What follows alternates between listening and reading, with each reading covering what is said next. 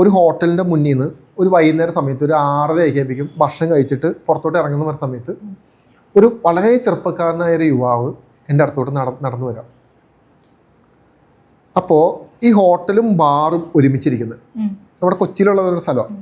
അവിടെ family restaurant കയറിയിട്ട് ഒന്ന് ഫുഡ് കഴിച്ചിട്ട് ഞാൻ തിരിച്ചിറങ്ങി വരാം. അതിൻ്റെ അപ്പുറം സൈഡിൽ ബാറാണ്. അപ്പോൾ ഈ പാർക്ക് ചെയ്തിരിക്കുന്നത് ഈ ഹോട്ടലിൻ്റെ മുന്നിലെ വണ്ടികളൊക്കെ.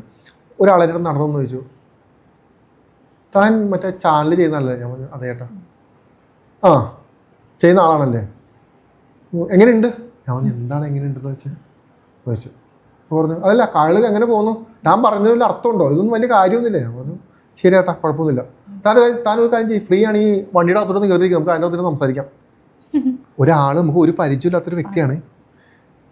മനസ്സിലായി, ആൾ മദ്യപിച്ചിട്ടുണ്ട്, അത്യാവശ്യം മദ്യപിച്ചിട്ടുണ്ട്, വലിയ പ്രശ്നമൊന്നുമില്ല, എന്നാലും നോർമലായിട്ട് നിൽക്കുന്നത്. ഞാൻ ഇല്ലാതെ താല്പര്യമില്ല. അന്ന് താല്പര്യമില്ലാത്ത അതിനകത്തോട്ട് വാ, താൻ ഇങ്ങനെ ചാനലിനകത്തിരുന്ന് എന്തൊക്കെയോ ഇരുന്ന് പറയുന്നുണ്ടല്ലോ, ഞാൻ കുറച്ച് ചോദ്യങ്ങൾ ചോദിക്കാം, താനെ ഉത്തരം പറ. ഞാൻ എന്തിന് വൈകുന്നേരം നമ്മളെന്തോ, ഞാൻ എന്തിനു ചേട്ടൻ എനിക്കൊന്നും പറയാനില്ല എൻ്റെ അകത്ത്, വിട്ടേക്കെന്ന് പറഞ്ഞു. അങ്ങ് വാന്ന് പറഞ്ഞു. ഞാൻ പറഞ്ഞു മാറിക്കിടാന്ന് പറഞ്ഞു. നിനക്ക് എന്തെങ്കിലും ചോദ്യം ഉണ്ടെങ്കിൽ നീ വായിച്ച് മനസ്സിലാക്കി പഠിച്ച് അതിന് ഉത്തരം കണ്ടെത്താം. നീ വരുമ്പോൾ ചോദ്യം പറയേണ്ട ഉത്തരവാദിത്തം എനിക്കില്ല. ഞാനങ്ങ് ഇറിറ്റേറ്റഡായി. ഇവൻ എൻ്റെ അടുത്ത് അങ്ങ് ദേഷ്യപ്പെടാൻ തുടങ്ങി. അവിടെ നിന്നിട്ട് ഒറ്റയ്ക്കാ, ഞാൻ ഒന്നും മിണ്ടുന്നില്ല. എനിക്ക് തോന്നുന്നു അവൻ ലോക്കലാന്ന് തോന്നുന്നു, ആ പരിസരത്ത് എവിടെയുള്ള വ്യക്തിയെന്ന് തോന്നുന്നു. ഞാൻ ഒന്നും മിണ്ടാതെ എനിക്കങ്ങനെ ആൾക്കാർ മൊത്തം കൂടാ, ഇതെന്താണെന്ന് മനസ്സിലാവുന്നില്ലല്ലോ. നമ്മൾ വേറെ എന്തോ കാര്യത്തിന് വേണ്ടി പുറത്തേക്ക് ഇറങ്ങാം. അപ്പോൾ ഈ വ്യക്തി എന്നെ കണ്ടപ്പിക്കാൻ ഇറിറ്റേറ്റഡ് ആവാം. എൻ്റെ കാരണത്തേക്കൊക്കെ പിടിച്ച് വലിച്ചു കയറ്റാൻ ശ്രമിക്കുക. എങ്ങനെ പുറത്തേ നിന്നിട്ട് ഞാൻ നിന്ന്, നമ്മളപ്പം തന്നെ വിളിക്കുന്നത് ഈശ്വരനെ ആയിരിക്കുമല്ലോ, ക്ഷമ തരണേ എന്നാണ് നമ്മൾ പ്രാർത്ഥിക്കുന്നത്.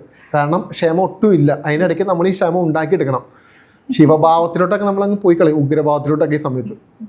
ഞാനിങ്ങനെ കുറച്ചേരം അവനിങ്ങനെ നോക്കിയിട്ട് ശരി കേട്ടോ എന്ന് പറഞ്ഞിട്ട് ഞാൻ നടന്നങ്ങ് പോയിട്ട് പിറ്റേ ദിവസം ആ ഹോട്ടലിലുള്ള ആൾക്കാർ എൻ്റെ അടുത്ത് ചോദിക്കുക, ചേട്ടാ നിങ്ങൾ ഇന്നലെ രാത്രിയുമായിട്ട് ഒരാളുമായിട്ട് അവിടെ നിന്ന് സംസാരിക്കുന്നുണ്ടായിരുന്നു, എന്താണ് പ്രശ്നം? ഞാൻ എനിക്കറിയാൻ പാടില്ല എന്താ പ്രശ്നം. പുള്ളി കുറേ നേരം വന്നിട്ട് എൻ്റെ അടുത്ത് ഇങ്ങനെ ചൂടായി ദേഷ്യപ്പെട്ടു.